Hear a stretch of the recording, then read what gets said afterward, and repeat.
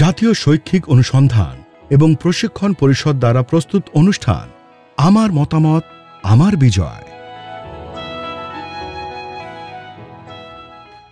আজ অনিলের স্কুলে বাইরে থেকে কিছু লোক এসেছিল।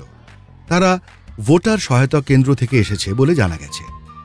তারা সকল শিক্ষক, অন্যান্য কর্মচারী এবং বিশেষ করে দ্বাদশ শ্রেণীর ছাত্রদের ভোটদান সম্পর্কে সচেতন করতে এসেছেন। ভোটার তালিকায় যাদের বয়স 18 বছর হয়েছে তাদের নাম লেখার কাজও চলছে। অনিলও এই বছর 18 বছরের হয়ে গেছিল। এবার ভোট দেওয়ার তার প্রথম সুযোগ ছিল। ভোট দেশের কার্যকারিতা, এর বৃদ্ধি ও উন্নয়নে অংশগ্রহণের একটি গুরুত্বপূর্ণ উপায়। আপনার বয়স 18 বছর হলেই অবশ্যই ভোটার তালিকায় আপনার নাম নিবন্ধন করুন।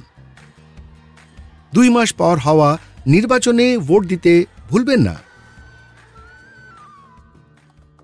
ভোট দেওয়ার বিষয়ে জানার পরে অনিল সিদ্ধান্ত নিল যে সে অবশ্যই তার ভোট দেবে।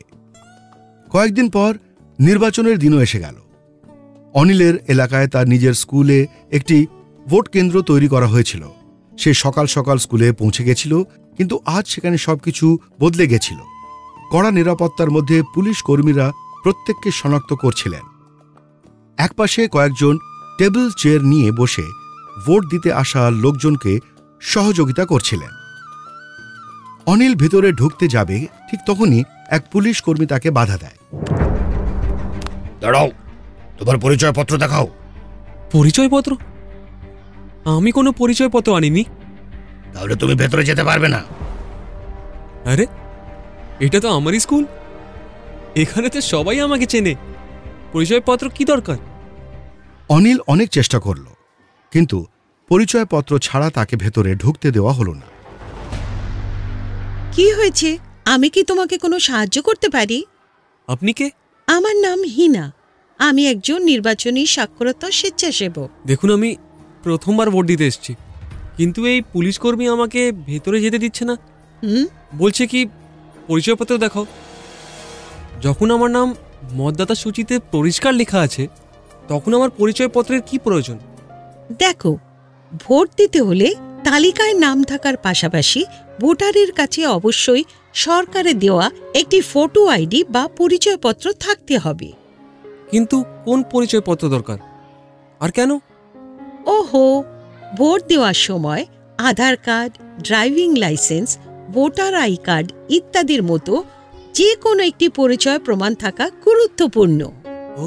এটা এই জন্য প্রয়োজনীয় যাতে কোনো ব্যক্তি অন্য কোনো ভোটারের নামে তার ভোট না দেয়। এই দেখো, সরকার কর্তৃক জারি করা বৈধ পরিচয়পত্রের তালিকা। তোমার কাছে কি এই পরিচয়পত্রগুলোর মধ্যে কোনো একটা আছে? না, এখন আমার কাছে এমন কোনো পরিচয়পত্র নেই। সবই বাড়িতে রাখা আছে। তাহলে তুমি বাড়িতে যাও আর এই পরিচয়পত্র একটা নিয়ে এসো। তুমি অবশ্যই তোমার প্রথম ভোট দিতে পারবে। অনিল বাড়ি থেকে তার আধার কার্ড নিয়ে এসে পূর্ণ আত্মবিশ্বাসের সঙ্গে ভোট দিতে স্কুলের ভেতরে চলে গেল। অনিল তার আধার কার্ড দেখালো। একজন পোলিং বুথ অফিসার তার আঙুলে কালি লাগিয়ে দিয়ে চিহ্নিত করলেন। তারপরে সে ইভিএম মেশিনের বোতাম টিপে প্রথম ভোট দিল। দেশের উন্নয়নে একটি ছোট কিন্তু গুরুত্বপূর্ণ ভূমিকা পালন করার জন্য সে নিজেকে গর্বিত অনুভব করছিল। এখনই আপনারা শুনছিলেন জাতীয় শৈক্ষিক অনুসন্ধান এবং পরিষদ দ্বারা প্রস্তুত অনুষ্ঠান আমার মতামত আমার বিজয়। ক্ল্যাপার এন্টারটেনমেন্ট দ্বারা অনুবাদ এবং রেকর্ডিং সহযোগিতা। Program coordinator professor Usha Sharma. Academic support Yachna Gupta.